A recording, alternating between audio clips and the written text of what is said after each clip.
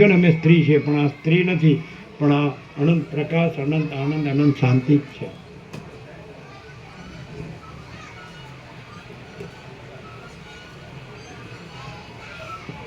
Mike લે. કેમ રહી રામનવમી? આ બાળપણથી જ રામવાળા જ છે, અમે તો કશાવાળા નથી. ચાલો, બાળપણથી એ રામવાળા જ છે, બાળપણથી. આપો વધારે વધારે આપો. હા ચાલો. સર્વને જય પ્રભુ. પ્રભુ હંમેશા કહેતા હોય છે કે રામવાળા આવ્યા, પણ અમે બચપનથી જ ક્યારે રામનો ભગવાન તરીકે માન્યા, પણ એમના દેહને નથી જોયો.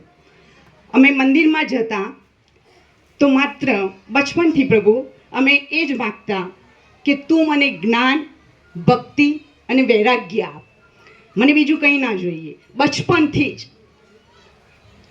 જ્ઞાન શું છે એ ભલે જાણતા નહોતા, પરંતુ અમારી માગણી હંમેશા આ જ રહી છે, જ્ઞાન, ભક્તિ અને વૈરાગ્યની. તો રામે અમને એ જ આપ્યું જે એ રહ્યા હતા, અને એ રીતે જ અમને રાખ્યા છે, અને સંપૂર્ણ પૂરેપૂરું આપ્યું પણ છે. પ્રકાશ રૂપે આપણે સાક્ષાત પ્રભુને પણ નિહાળીએ છીએ. બીજું અમે એ કહીશું કે સાક્ષાત પરમાત્મા રામ અવતારે પ્રગટ થયા, કૃષ્ણ અવતારે પ્રગટ થયા અને એમની લીલા ભજવી.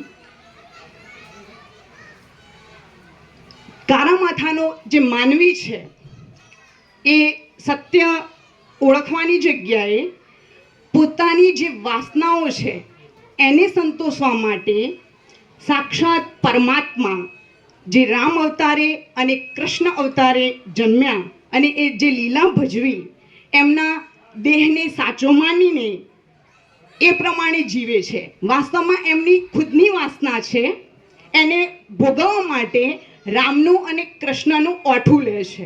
આ અમે અનુભવીએ છીએ. તો સાક્ષાત પરમાત્માને એમ થયું કે આ કાળા માથાનો માનવી એની વાસના અને ભોગોને ભોગવવા મારા અવતારનું ઓઠું લે છે, તો મારે કંઈક કરવું પડશે. તો એ જ કરવા માટે સાક્ષાત ભગવાન પોતે કે હવે મારે એવી લીલા કરવી પડશે કે એ દેહનું ઓઠું લઈ ના શકે. એટલે એ જ રૂપે પ્રભુ પોતે જ સાક્ષાત પરમાત્મા પોતે જ દેહ રૂપે જે પ્રકાશ છે એ રૂપે રહી અને પોતાની લીલા તો ના જ કહેવાય, પણ એ રીતે રહેવા માટે આ દેહ રૂપ ધારણ કરેલું છે. આવું અમે અંદરથી અનુભવીએ છીએ. આ કોઈ વ્યક્તિ નથી, સાક્ષાત પરમાત્મા પોતે જ આવેલા છે, અવતરેલા છે. બીજું અમે કહીશું કે કોઈ પહેલી વખતે આવેલા છે, અહીંયા પહેલી વખતે આવતા હોય એ લોકો માટે પણ, અને બધા માટે કહો તો પણ, કે અમે અહીંયા આવીએ છીએ, અહીંયા લાભ લઈએ છીએ એટલે અમે નથી કહેતા કે આ સંપૂર્ણ સત્ય છે, પણ આ સંપૂર્ણ સત્ય છે એટલા માટે જ અમે અહીંયા લાભ લેવા માટે આવીએ છીએ. આ પરમ સત્ય છે. બીજું એ કહીએ કે એક કદાચ બધાએ સાંભળી હશે એક દ્રષ્ટાંત, કે એક શિષ્ય હોય છે, એ ગુરુ જોડે આવે છે, અને જેવી રીતે ભ્રાંતિવાળાને શાંતિ હોતી નથી, બરાબર, તો એ રીતે પોતાના ગુરુને કહે છે કે ગુરુજી મને અશાંતિ લાગે છે, તો મને જ્ઞાન આપો અને મને શાંતિ થાય એવું કરો એમ. તો ગુરુજી સત્સંગ કરે, તત્વબોધ કરે, તો પણ એને કંઈ ઉતરતું નથી હોતું. પછી એક દિવસે શિષ્યને કહે છે બોલાવીને કે આજે આપણે છે ને બાજુવાળા ગામમાં જવાનું છે, તો આપણે ત્યાં જઈશું, ત્યાં સત્સંગ ગોઠવાયેલો છે. તો બંને રસ્તામાં ચાલતા જાય છે. તો થોડું ચાલે છે તો રસ્તામાં એક મોટો પથ્થર પડેલો હોય છે. તો ગુરુએ શિષ્યને આજ્ઞા કરી કે આ પથ્થર ઉઠાવી લો. એટલે શું કે ગુરુનો આદેશ હોય એટલે પથ્થર ઉપાડી લીધો અને આગળ ચાલતા થયા. થોડું ચાલે છે એટલે પેલો પથ્થર મોટો હોય છે, ભારવાળો વજન હોય છે, તો થોડો થાક લાગે છે. પણ ગુરુનું તો કહેવાય નહીં કે મને થાક લાગ્યો, ભાર લાગે છે. ભાર લાગે છે તો પણ એ આગળ ચાલ્યા જાય છે. પછી થોડું આગળ ચાલ્યા એટલે થોડોક વધારે ભાર લાગ્યો, પણ ગુરુનો આદેશ કહેવાય તો નહીં, એને પાળવું તો પડે. ઉપાડી ચાલ્યા જાય છે. પછી થોડું આગળ ચાલ્યા પછી કે હવે તો આ ભાર સહન થતો નથી, પથ્થરને ફેંકી જ દેવો પડશે. તો એમને ફેંકી દીધો. પછી ગુરુજી કહે છે કે ગુરુજી, મને હવે આ ભાર સહન થતો નથી, હું થાકી ગયો આ ભારથી. તો અર્થ વગરનો ભાર કોઈ કામનો નથી અને એવા ભારનું ઉપાડવાનો શું મતલબ? તરત પછી ગુરુજીએ કહ્યું કે હું તને આ જ સમજાવવા માગતો હતો કે આ અર્થ વગરના જે કાંઈ જ નથી એવા આ હુંનો ભાર શું કરવા રાખે છે? એ તને હુંનો જ ભાર છે. તો જેવી રીતે તે આ ભારને, પથ્થરને ફેંકી દીધો અને તને જે આરામ, શાંતિ અનુભવાય છે ને, એ જ શાંતિ આ અર્થ વગરના હુંના ભારને તું છોડી દે, ફેંકી દે, તો એ તું પોતે જ એ પરમ શાંતિ છે. એટલે શું? પ્રકાશ પૂર્ણ થઈ ગયેલો છે એટલે કહેવાનું તો કંઈ બાકી રહેતું જ નથી કે બસ આ રીતે આપણે જે નથી એવા આ દેહને સાચો માનીએ છીએ, જીવીએ છીએ અને એનું બધું કરીએ છીએ, એટલે જ આપણને આ દુઃખ અને અશાંતિ અનુભવાય છે. તો પ્રકાશ આપણે લીધો હોય, સાંભળતા હોય અને જો અહીંયા અનુભવાતું હોય, અહીંયા દરેકને અનુભવાય જ. ભલે અહીંયાથી તમે ઘરે જાઓ અને તમારું હુંનો ભાર થઈ જતો હોય, પણ એ બધો અર્થ વગરનો છે. અહીંયા બેઠા પ્રકાશ સામે, પ્રકાશથી પ્રકાશને સાંભળો અને જે આનંદ અને શાંતિ અહીંયા જે અનુભવાય છે ને, એ જ તમે પોતે છો. આ તો ક્લિયર દરેકને થતું જ હશે. અને અહીંયાથી ઊભા થઈએ છીએ અને તમારી ઉપર જે આવી જાય છે ભાર, તો એ શાનો આવે છે એ પણ અહીંયા ક્લિયર થઈ ગયું હશે. શાનો આવે છે ભાર? નથી એવા હુંનો. તો બસ એવા પ્રકાશથી આપણે પ્રકાશ સાંભળીને પ્રકાશ રહીએ અને પરમ શાંતિ અનુભવીએ. કારણ કે આ અનંત પ્રકાશ, અનંત આનંદ અને પરમ શાંતિ જ છે.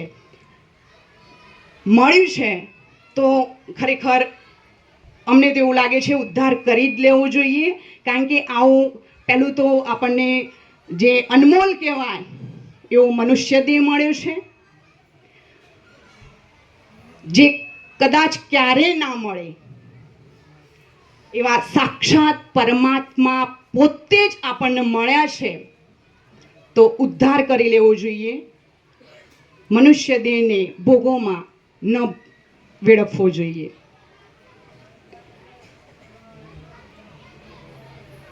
બીજું, અમે અગાઉ તમને પેલા શેઠનું દ્રષ્ટાંત કહ્યું હતું, બધાને યાદ હશે કે માત્ર બસ 4 શબ્દો, ભ્રાંતિ સાપેક્ષ છે કે 4 શબ્દો આવ્યા, બેઠા, ઊભા થયા અને ચાલ્યા.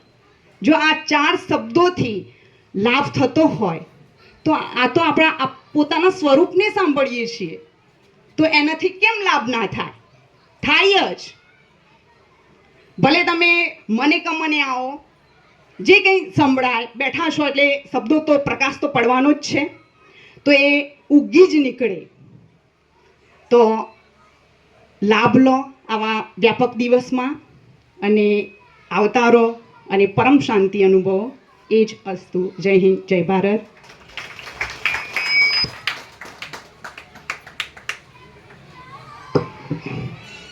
કોદર પ્રભુ, કોદર પ્રભુ અહીંયા તમારે હાઈસ્કૂલના માજી પ્રિન્સિપાલ આચાર્ય કાયમ આવે છે. સવારે બ્રહ્મમુહૂર્તમાં 7 થી 8માં આપ અનંત પ્રકાશ, અનંત આનંદ, અનંત શાંતિમાં સદાય આવે છે.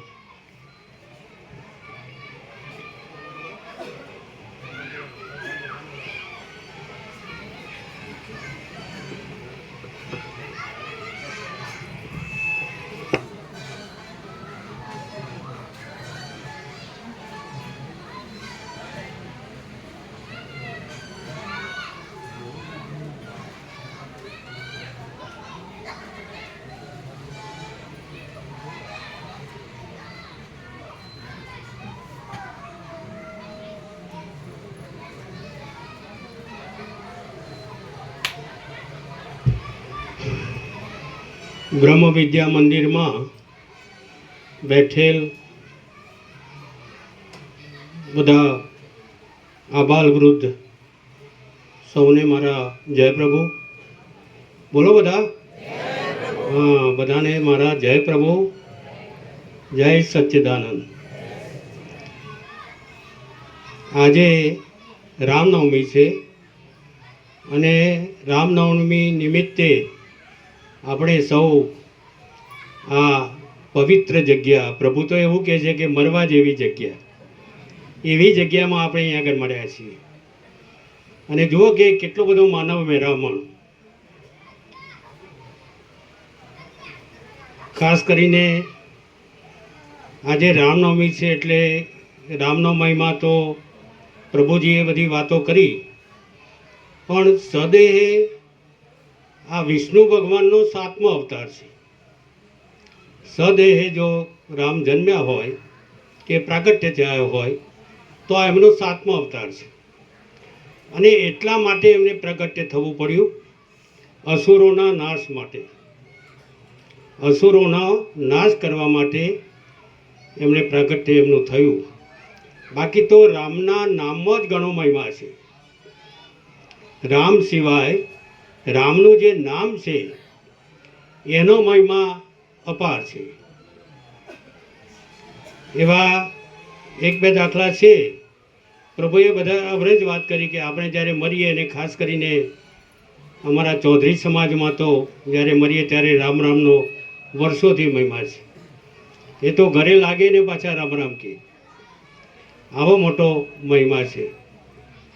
રામના નામે પથ્થર તર્યા છે, આપણે બધાને ખબર છે.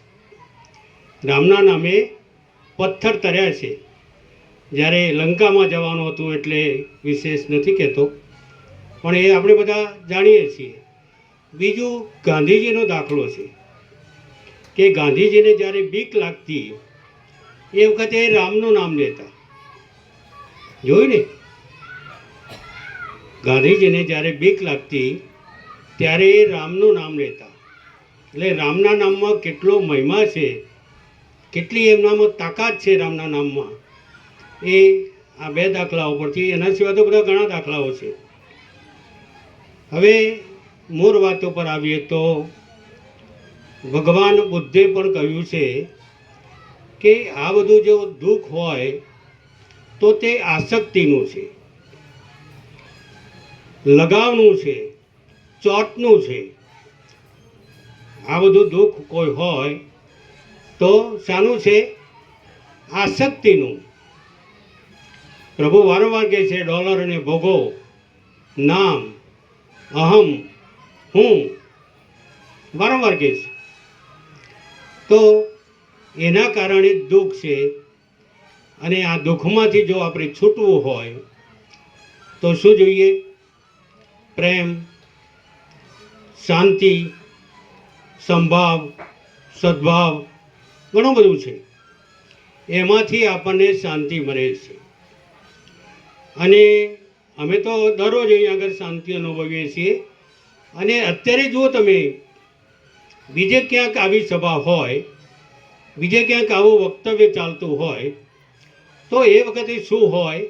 અને આજે અહીં તમે બધા લગભગ 800,000 માણસ તો ગણતરી લાગે છે. કદાચ એનાથી પણ વિશેષ હોય, કારણ કે બીજા બાજુમાં પણ બેઠા છે, બહાર પણ છે. તો કેટલી પરમ શાંતિ છે. ઘણા બધા મોટા મોટા માણસોએ અનુભવ્યું છે, અને જ્યારે એમણે અંતિમ સમય આવ્યો છે એ વખતે પણ એમણે કહ્યું છે કે ભાઈ આ પૈસા કોઈ કામના નથી.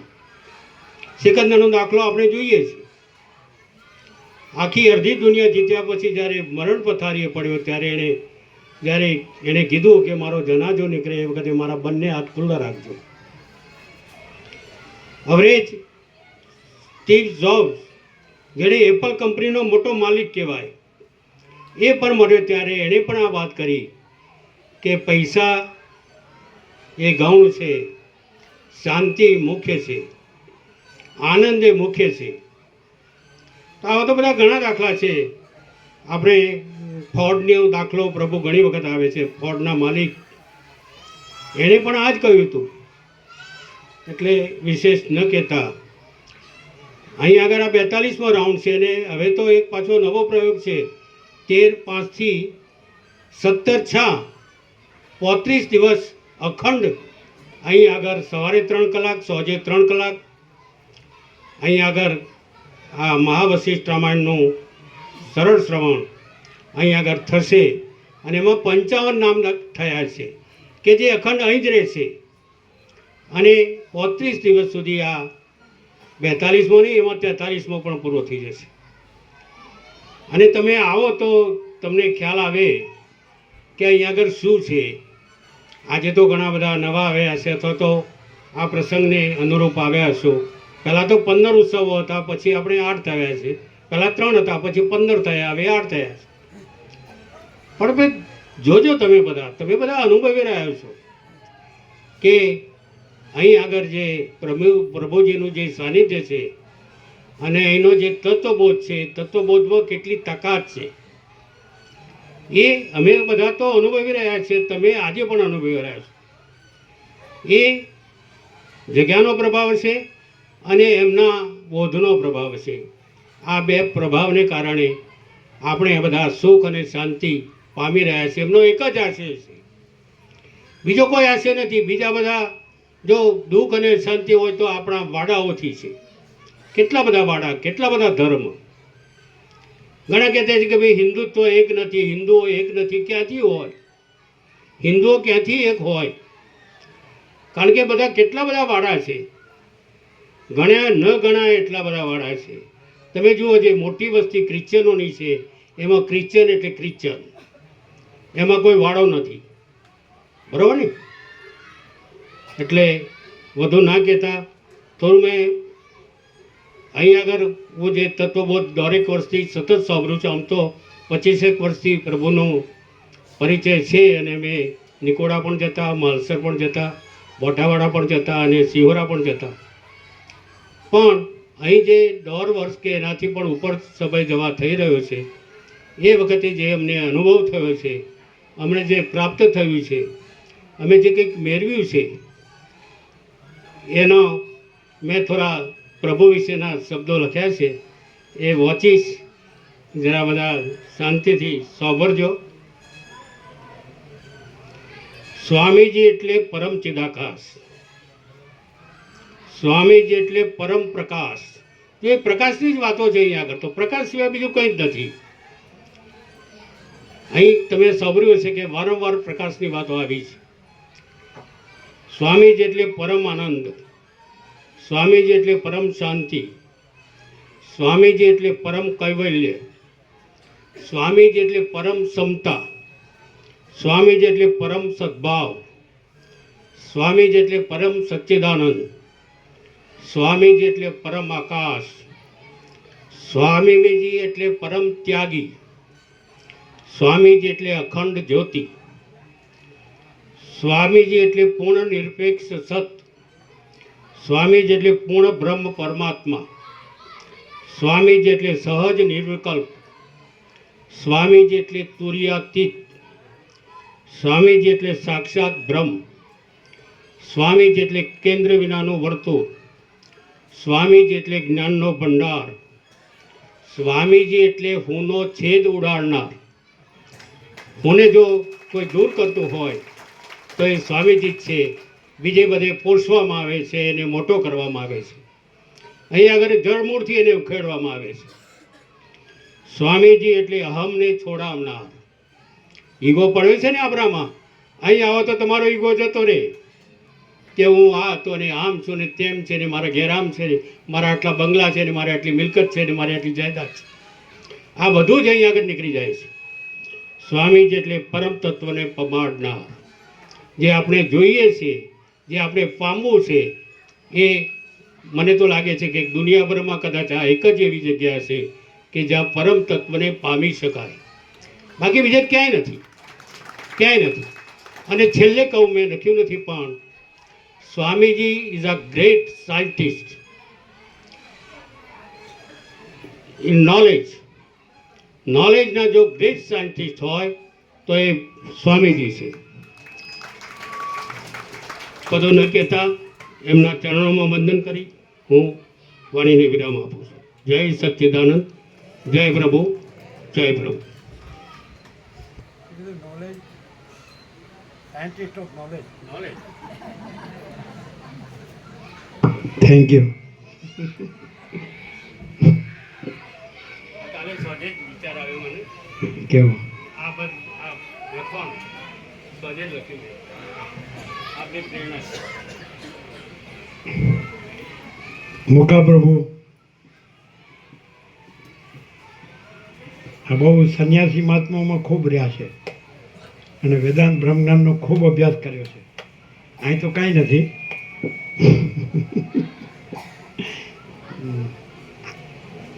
હિમાલયમાં અને બધે ના પડે.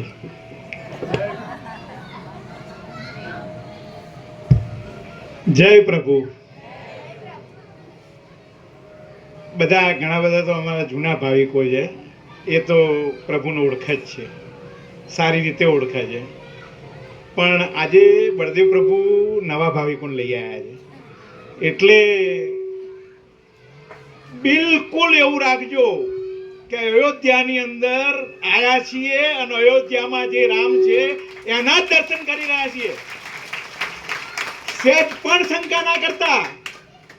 કદાચ પ્રભુ કંઈ બોલ્યા બરોબર તો એ એક જ વસ્તુ બોલ્યા છે, ભગવાન હી ભગવાન હૈ, ભગવાન હી ભગવાન હૈ, ભગવાન હી ભગવાન હૈ, ભગવાન હી ભગવાન હૈ. ક્યાંય બુદ્ધિ દોડાવવાની નથી અને વાસ્તવિકતા એવી જ છે. હવે એક સામાન્ય, ચલો કોઈને વેદાંત નથી આવડતું કે કોઈ શાસ્ત્ર નથી વાંચ્યા, તો આ બધા આપણે બધા છીએ ગામડામાં જ રહેલા છીએ ને. કુંભારના ત્યાં તો ગયા જઈશું ને તો કલાક પહેલા જઈએ તો માટીનો ઢગલો હોય ને કલાક પછી તો માટલા હોય, કોળી હોય, નળિયું હોય, તો એ જ છે. તો પ્રકાશ એ કહે છે, પ્રભુ એ કહે છે કે તમે ભગવાન છો અને અમે ભગવાન છીએ, બધું ભગવાન છે, બધે ભગવાન છે, એક જ ભગવાન છે, અનંત ભગવાન છે, અખંડ ભગવાન છે, ભગવાન જ ભગવાન છે. અને એ જ શાંતિ છે, એ જ આનંદ છે. અને એટલા માટે આપણા શાસ્ત્રોએ થોડું લંબાણથી કહ્યું કે 84 લાખ યોની છે. આ તત્વબોધ થઈ રહ્યો છે, આ થાંભલો નહીં સમજી શકે, આ ઝાડ નહીં સમજી શકે, કીડા મકોડા ફરતા હશે નહીં સમજી શકે, પણ મનુષ્યની અંદર ભગવાને બુદ્ધિ નામનું તત્વ આપ્યું છે, જેનાથી એ સમજી શકે છે કે આપણે પોતે પરમાત્મા છીએ અને આ જ એક યોનિની અંદર આપણે મુક્ત થઈ શકીએ છીએ, આનંદ લૂંટી શકીએ. આપણે છીએ જે નથી એવું નથી. ખાલી આપણે ગામડાની અંદર પેલી ફાનસ હોય બરોબર, તો બધા લોકો હાથ પડવા આવે ને એટલે ફાનસો હોય ને એની અંદર પેલી રાખ, પેલી મેસ જામી હોય ને એ રખ્યા લઈ અને આમ કરી મૂટકીને પછી ભરાઈ દે એટલે પાછો પ્રકાશ આવી જાય. એવી રીતે પ્રભુ આપણા બધાની મેસ છે ને એને દૂર કરી દે છે. એટલે આપણને જ અનુભવાય કે હું પોતે પરમાત્મા જ છું. કોને નથી એવું કે હું છું? એવું કોને નથી? બધા કહે છે હું છું. કોઈને એમ કહો તો કે સાલા જળ જેવી એવું કહો તો હું જળ છું, મારા હાથ નહીં હલતા, મારા પગ નહીં હલતા, મારું હું જોતો નહીં, હું આપતો સાંભળતો નહીં, તો હું ચેતન છું એ ખબર છે. ચલો, કોણ એવું છે કે જેને મરવાનું મન થાય છે? કોઈને નહીં મરવું, બધાને બીક લાગે છે. તો એ આત્મા હાજર અમર અવિનાશી છે. કોઈ મરતું જ નથી. કૃષ્ણએ કહી દીધું ન જાય તે મ્રિયતે કદાચિત વા, કશું જન્મતું મરતું જ નથી છે. બરોબર? ખરેખર આત્મા અહીં એ જે પ્રકાશની વાત પ્રભુ કહે એ પ્રકાશમાં કોઈ જન્મ મરણ છે જ નથી અને એની અંદર તમે નથી ને હું નથી. એ આરામ પોતે છે. અને કોણ એવું છે કે જે બધું નથી જાણતું? આપણા આ બેઠા એટલું જ જાણીએ છીએ, આ મંડપનું જાણીએ છીએ, આ રખિયાલ ગામે જાણીએ છીએ, રખિયાલની બહાર દેગામે જાણીએ છીએ, ગુજરાતે જાણીએ છીએ, ભારતે જાણીએ છીએ, અમેરિકા, હવે તો મોબાઈલ આવી ગયો એટલે આખી દુનિયા જાણીએ છીએ, આખું અનંત બ્રહ્માંડ જાણીએ છીએ. તો આપણે એવડા જ છીએ અને તો જાણી જ ના શકીએ. એવા અખંડ અનંત પરમાત્મા આપણે પોતે છીએ. જે પરમાત્માની ઓળખ આપણે અહીં આવ્યા, આ પ્રભુએ આપણને જે 1 કલાક માટે તત્વબોધ કર્યો, એ કર્યો કે તમે શું કરવા એવું માનો છો? હું આ કે તે છું, હું ફલાણી કે ઢીકણી છું. તમે પોતે પરમાત્મા છો. અને એ પ્રભુ જોડે અમે ખૂબ પહેલાં અનેક જગ્યાએ ફર્યા, ઘણું વેદાંત સાંભળ્યું, ઘણું બધું. એમાં શું, અનેક જગ્યાએ અનેક મત છે, અનેક પંથ છે, અનેક સંપ્રદાય છે, અનેક રીત છે, અનેક ફાંટા છે, પ્રક્રિયા છે, જેમાં ફંટાઈ ફસાઈ જવાની સંભાવનાઓ છે. એટલા માટે થઈ અને કોઈ હવે દાખલા તરીકે કોઈ વસ્તુ પકડાઈ ગઈ, કોઈ ગ્રંથિ પકડાઈ ગઈ, તો પછી તત્વના અવરોધી દે છે. કોઈ ડૉક્ટર ઓપરેશન કરતો હોય અને કોકના પેટમાં કાતર ભૂલી જાય, ચાલે ખરું? હવે આની અંદર એકાદું કોઈક મૂર્તિ રહી ગઈ, કે કોઈક ગુરુ રહી ગયો, કે કોઈક શાસ્ત્ર રહી ગયું, અમારે તો આ જ સાચું, પતી ગયું, ગયા પરમાત્મા. અહીં તો જે પ્રકાશ છે એવો ચોખ્ખો છે કે પ્રકાશની અંદર કશું જ નહીં. પ્રભુને અમે વર્ષોથી સાંભળીએ છીએ ને, આ જેટલા વચનામૃતો છે ને, વાંચતા જજો બધા જાઓ ત્યારે. એની અંદર કોઈ જગ્યાએ જો દ્વૈતનું દર્શન થાય ને તો કહેજો એમ. 2 નહીં 1. પ્રભુ કે વશિષ્ઠની તલવાર કોઈ પણ દ્વૈતને કાપી નાખે એવી છે, 2 નથી. અને જે બી દુઃખો છે ને આપણા, એ બધા જ દુઃખો દ્વૈતના છે. કારણ કે આપણે દ્વૈત સમજીએ છીએ. હું અને મારા છોકરાની બહુ, સાસુ અને બહુ, બરોબર, છોકરો અને બાપ, આ બધા 2 જણા બાજે છે. અમને તો એવું થાય છે કે આ બધા યુદ્ધો ચાલે છે ને, મેં કીધું આ 4-5 ડફોડો 1 કલાક બેસી જાય ને તો બધું બંધ થઈ જાય. 1 કલાક વધારે નહીં બસ, તો જઈને તરત બધી મિસાઇલો પાછી લઈ લે કે આપણે બધા શાંતિથી રોટલા શાક ખાઈને બેસી રહીએ, તું તારું કરું મારું કરું. કોઈ આ બાજવાનું કોઈ કારણ જ નહીં. કારણ કે એક જ આત્મા છે, અનંત આત્મા છે, અખંડ આત્મા છે, પૂર્ણ આત્મા છે. આપણા બધા શાસ્ત્રો બોલ્યા જ આવું.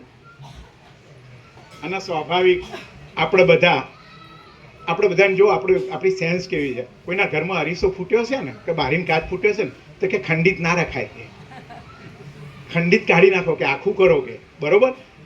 એ ખંડિત નહીં ચલાવી લેવાની. પછી આપણા ગામમાં કોઈ પ્રાણ પ્રતિષ્ઠા મૂર્તિ લાયા કે ખટારામાંથી ઉતરતા એની આંગળી ભાંગડી તૂટી ગઈ, તો કે ખંડિત મૂર્તિ ના ચાલે. કે તો ખંડિત પ્રકાશ શું કરવા ચાલે? પ્રભુનો એવો અખંડ પ્રકાશ છે, અનંત પ્રકાશ છે, શુદ્ધ પ્રકાશ છે. એટલે એવું નહીં સમજવાનું કે જૂના ભાવિકોએ સાંભળ્યું છે માટે અને નવા ભાવિકો આવ્યા છે અને ખબર નહીં. નવા જૂનાનો કોઈ ભેદ નથી. આ ભાવિકો જે આવ્યા છે એમાં જે કશો જ એક પણ શબ્દ શાસ્ત્રોનો નહીં જાણતું હોય અને એકદમ સરળ હશે, સહજ હશે, તો એ પરમાત્મા જ છે. હું વાળો પરમાત્મા નથી. સુનિતા માળીએ કહ્યું ઊનો ભાર લઈને શું કરો ફરો છે? બસ એ ઊનો ભાર અહીં આપણો ઉતરી જાય એમ છે. પ્રભુ કોઈ પણનો ઊનો ભાર ઉતરી જાય.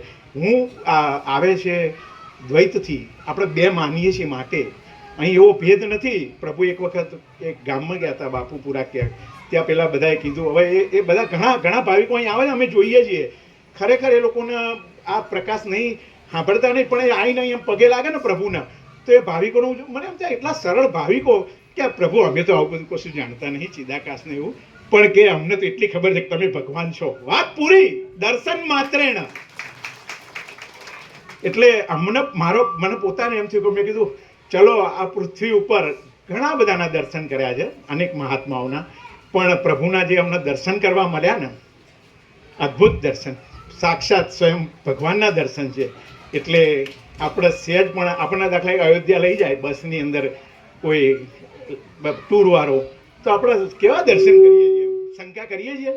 ના, તો આ સાક્ષાત સ્વયં ભગવાન છે. અને આપણે અયોધ્યાની અંદર એ જ રામના દર્શન કર્યા છે, એ જ કૃષ્ણ અહીં છે, એ જ શ્રીનાથજીની અંદર આ દીનામાની અંદર ભોગ પેલું બનાવતા હતા ને, એટલે મેં કીધું આ એ જ શ્રીનાથજી ભગવાનનો ભોગ છે. હા કીધું. આપણે અમે બધા ભાઈકો પછી પાછો આવો ને એટલે અમે પ્રસાદ લઈએ એની અંદરથી. તો એવું દર્શન બિલકુલ છે. અને જે કંઈક કદાચ કોઈના મનની અંદર કોઈ શંકા કે કંઈ હોય ને, તો એ એની પોતાની છે, એ કોઈ બીજાની નથી.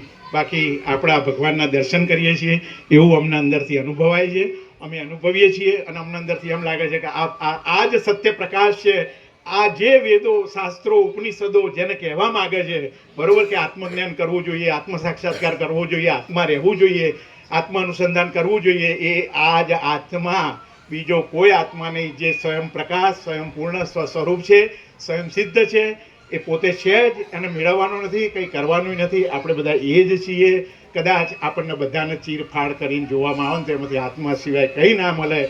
ઘડાની અંદર ઘડાનો તોડો ફોડો ગમે તે કરો માટી જ નીકળે, ઘરેણાનો તોડો ફોડો તો સોનું જ નીકળે. એવી રીતે એ આત્મા સિવાય કંઈ જ નથી. કોઈ મગજ કે બુદ્ધિ દોડાવવાની નથી, બસ દર્શન માત્રે. જય પ્રભુ. ઓમ ઓમ ઓમ.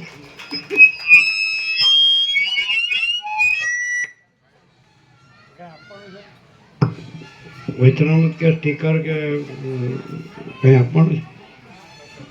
બ્રહ્મસૂત્ર એ કેવળ માનવ ભગવાન